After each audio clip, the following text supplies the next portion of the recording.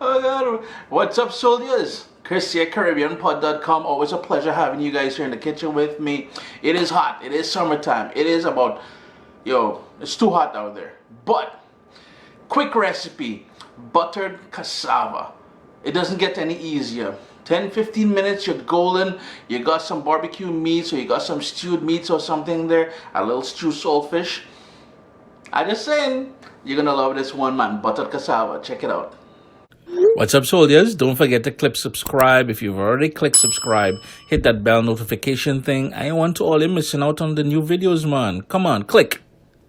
This is so simple. You're gonna love this one. Now, I'm not affiliated with this brand, their firma, but it is the brand that, that's the one I find, and I usually get it in. We don't need that plastic in there, and don't mind Chris. We need 2 bags of these, and that's the brand I usually find at the Asian market. They're in the Caribbean markets as well too. Most popular supermarkets have it. Have it in a saucepan here. We're just gonna fill that up with water to make sure it's covered. By the way, that will be in the freezer section of your grocery store.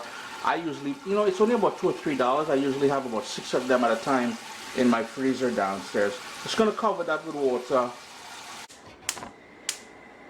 As we bring that up to a boil, I'm gonna go in with, and I like using sea salt. You can use any salt you like.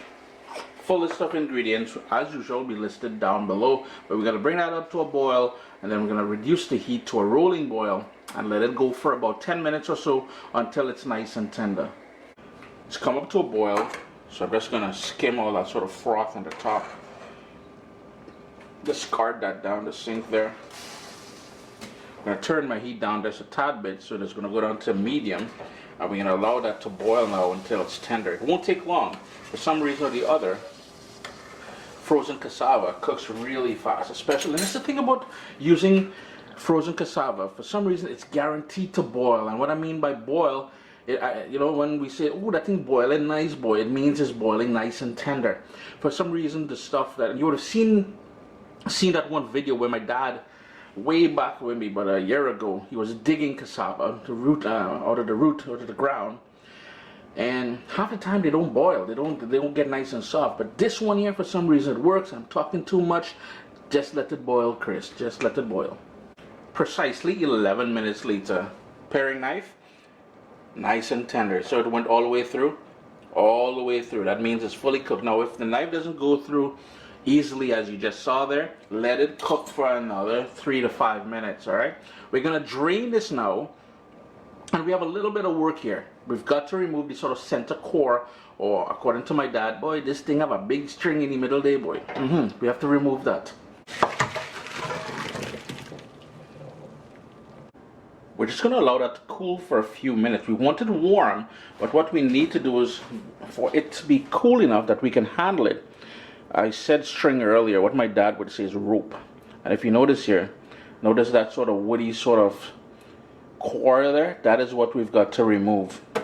Now, if you're using fresh, out of the earth cassava, some of you may call it manioc, you'll be able to remove it before we boil it. So I'm just going to go in now and remove all of these. Mind you, you really want this to cool down first, yeah? You don't want to burn your hands, see? So nice and tender. Look how, ooh, that is boiled. This thing boiled real nice, boy. I'm just going to go ahead and remove that. That's too woody. We ain't trying to eat that. It's all prep. It's nice and warm still. It's key to have it nice and warm. And what I did was I went in and I cut it up into smaller bite-sized pieces. We're going to go in with some fresh ground black pepper.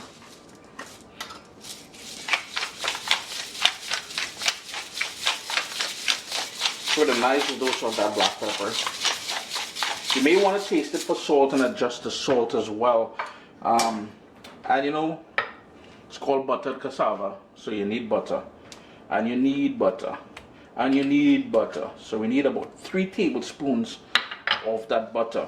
Now here's the thing. You can fold that in there, mix it up, and you're good. Butter cassava. We are from the Caribbean. We don't stop right there. We need things with a little bit more personality, with a little bit more vibe. I've got dehydrated pimento peppers. If you don't have that, don't fret. Fold it in as it is there and you're good. And remember, hold on, we got something else. Let's go in the backyard. We're going to get something else back there to put in here as well. And you know, typically I'd say, by the way, I'll do a full garden tour shortly, but that's leeks. First time I'm planting leeks this year. But typically I would reach for chives. I've got some beautiful chives here. But I'm thinking, you know what, let's change this. Oh, look at the I'm late with the flowers, but they got some beautiful flowers too, boy. But I'm thinking I'm going to change things up. Let's do a little bit different, yeah? No, we don't want those flowers. However, the thyme is starting to bloom, and I'm thinking I'm going to put some of this onto that buttered cassava. Why not? Let's give it a try. And all I want to do is to snip some of the top of it here. And if you want to use chives, you can certainly use chives. You have scallions, you want to use scallions, you can certainly do that. I'm just trying to use some of this fragrant flowers and the thyme itself. Let's go inside now. I gave the thyme a nice little wash, and all I'm doing is chopping it up with my scissors right into the bowl here. And we're going to fold everything. Just going to mix everything nicely up together now. Now remember I said if you wanted to use scallion, if you wanted to use chives, you can certainly do that. But I assure you, you will be impressed by the flavor profile of that thyme. If you wanted to go with a bit of garlic powder, you can do that as well, or some fresh garlic. 1 clove of garlic crushed in there. Man, you're talking about real niceness. So all we got to do now is mix that up. Work that butter. Work that thyme. And to be honest with you, I'm going in with a couple more tablespoons of that butter. I ain't joking. It isn't the most healthy meal in the world, but you know, the satisfaction and that sort of niceness you will get from this buttered cassava. Uncle Chris guarantee you a nice little meal here. And you can eat this as it is, vegetarians, vegans, or let's smile in right now. But I might have some stewed meat that I'm going to put on top of this here.